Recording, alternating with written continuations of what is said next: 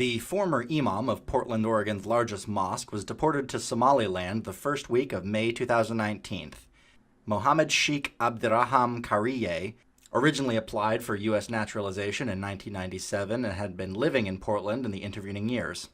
The Justice Department revoked his citizenship in 2019 due to Abdiraham having radicalized and funded homegrown terrorists in Oregon to go fight the United States military in Afghanistan, according to the FBI.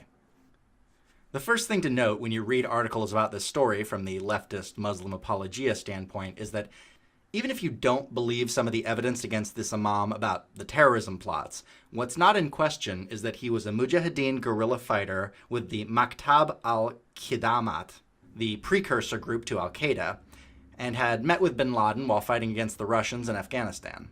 He lied on his application for naturalization about his background, as well as about his age, travels, arrest record, and association with Islamic groups. To be clear, this alone would be sufficient cause to revoke someone's citizenship and deport them, but the fun doesn't stop there. In 2002, Kariye pleaded guilty to obtaining a Social Security card by fraud and underreporting his income to obtain state health benefits. By that point, he had already become a naturalized citizen, and the government could have revoked his citizenship right then, right there when they found out. I'm going to jump ahead from 2002 and then jump backwards, not because I'm trying to do a Chris Nolan Memento-esque thing, but because otherwise telling this part of the story will make, no sense. Anyway, in 2010, the ACLU filed a legal challenge on behalf of Kariye and others, challenging Kariye being on the no-fly list. Their complaints in the legal challenge were because A, they were never told that they were on the list prior to being turned away at airports. They had no legal path to clear their names and get off the list. They were not told the reason for them being on the list, and they hadn't been convicted of any crimes related to terrorism, and because the list was used as a predictive measure based on what the government thought individuals might do in the future. Okay, now back to 2002. The FBI conducted an undercover operation that led to the arrest of 6 out of the notorious Portland 7. This was a group of 7 American Muslims from the Portland, Oregon area who attempted to join al-Qaeda and fight against the United States military in Afghanistan. The Justice Department was asked to defend Kariye's placement on the no-fly list in 2015. They revealed that the undercover FBI agent who infiltrated the Portland 7 while they were still in Portland recorded members of the would-be terrorists saying that Imam Kariye in 2002 had expressed support for quote-unquote violent jihad, recruiting sympathizers to his cause and raising money personally to fund the Portland 7's flight to Afghanistan. The U.S. actually had to make a special military plane flight arrangement just to kick him out of the country, since they couldn't put him on a commercial aircraft.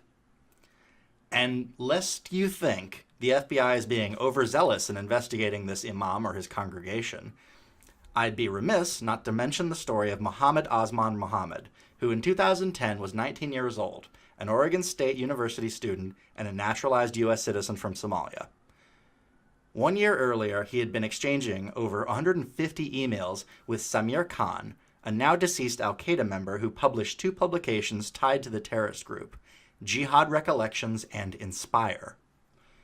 Mohammed Muhammad wrote several articles under assumed names for the former publication.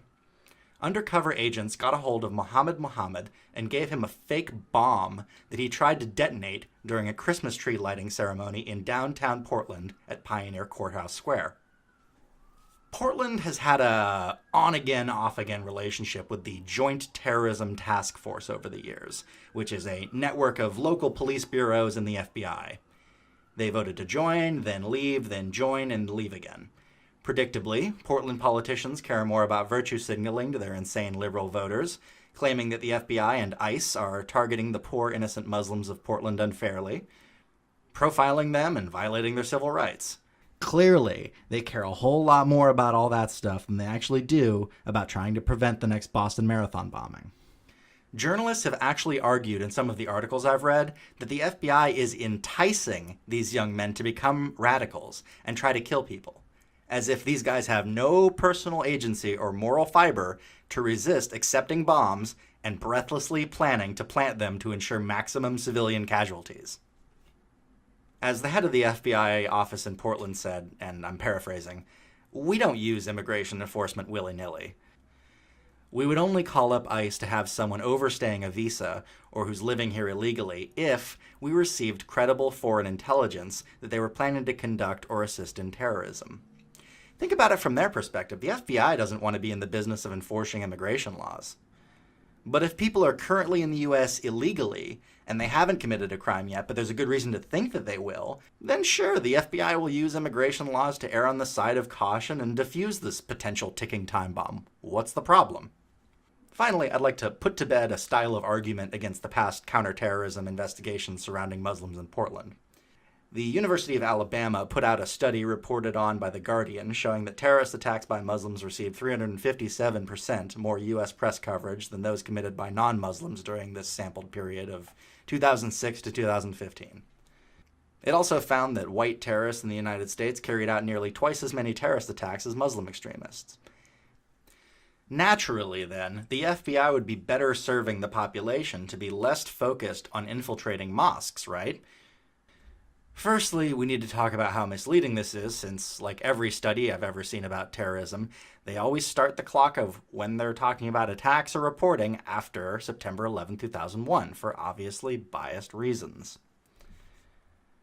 Secondly, notice what this data isn't telling you. Why don't the sample period years for reporting the terrorist attacks and the years of the attacks actually happening line up? How is terrorism being defined? Is this going to be like mass shootings where the threshold for people shot changes depending on the study?